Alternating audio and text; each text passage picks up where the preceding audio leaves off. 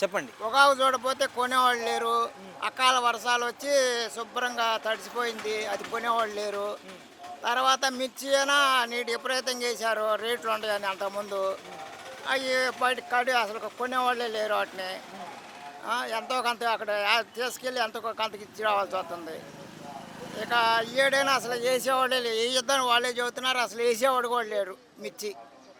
అది పరిస్థితి వాన బట్టేనా వేద్దాం అనుకుంటే వాన కూడా సా వాన దేవుడు కూడా కరకరించలేదు. వాసంగా ఎరికి పత్తి అయిపోయేది. దేవుడు కూడా కరుణించలేదు వాన. అంటే ఈ సంవత్సరమే రైతుకి ఇంత ఇబ్బంది ఉందంటారా? అంటే ప్రతి సంవత్సరం ఇలా ఇబ్బందులు ప్రతి ప్రతి పోయినసారి రేట్ లేక పోయినసారి పంట లేక ఇబ్బందులు పడింది. మిర్చి పోయినసారి ఏడు ఇంక రాలేదుగా. మిర్చి కానీ పొగాకు కానీ పత్తి ఏదో అటు ఇటు కాకుండా ఉంది. తత్తిమ పొగాకు పత్తి రెండు ఎక్కువ, శనగలు కూడా అటు ఇటు కాకుండా ఉంది. అంటే అది ఇంతకుముందు జగన్మోహన్ రెడ్డి గవర్నమెంట్‌లో ధరలు ఏమాత్రం ఉన్నాయంటారు? ఏదో అప్పుడు అనుకూలంగా దేవుడు కరుణించి అప్పుడు ఏదో మిర్చికి రేటు ఎక్కువ ఉంది.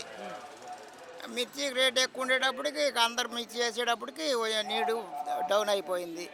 అది ఇక ప్రభుత్వం అదేం అది వాతావరణం దేవుడు అనుకరించి ఏదో ఎగుమతులు బొగుమతులు ఉంటానో ఆయన పాలనలో మిర్చికి అనుకూలంగా ఉంది. ఇక అది అంతకన్నా ఏం లేదు. అంటే ఆయన ఉన్నప్పుడు ఎక్స్‌పోర్ట్ ఇచ్చారు. ఈయన వచ్చిన తర్వాత ఎక్స్‌పోర్ట్ ఆపేశారంటున్నారండి.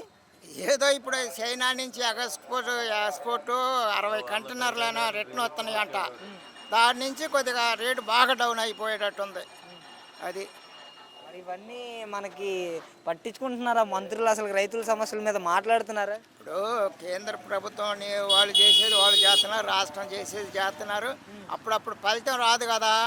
ఇప్పుడు పొగాకు కొనమని ఆర్డర్లు వేసి చెబుతూ ఉన్నారు కేంద్ర ప్రభుత్వం వాళ్ళు, కేంద్రం వాళ్ళు, రాష్ట్ర ప్రభుత్వం రాష్ట్రం వాళ్ళు. శాసకొస్తున్నారు, చిన్నగా ఫలితాలు వస్తాయి కానీ ఒక్కసారిగా రాదుగా. అది ఈ సంక్షేమ పథకాల సంగతి ఏంటండి? సూపర్ 6 అని చెప్పారు. సేఫ్ 6లో ప్రస్తుతానికి అమలు చేసుకుంటూ వస్తున్నాడు. ఇప్పుడు తల్లికి వందనం డబ్బులు ఎంతమంది ఉంటే అంతమంది పడుతున్నాయి.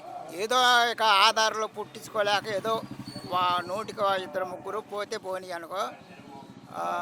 తర్వాత ఈ ఇక రైతు భరోసా మటుకు ఒకటి ఇవాళ రోజు రేపు రేపు రేపు అని అంటున్నారు. అది ఒక్కటే పెండింగ్లో పెట్టారు. అది కూడా అయితే రైతులు కొద్దిగా కష్టకాలంలో ఆదుకుంటారు. అంటే 20,000 జగన్మోహన్ రెడ్డి గారి టైంలోనేమో 13,000 ఎంతో వచ్చినట్టున్నాయి.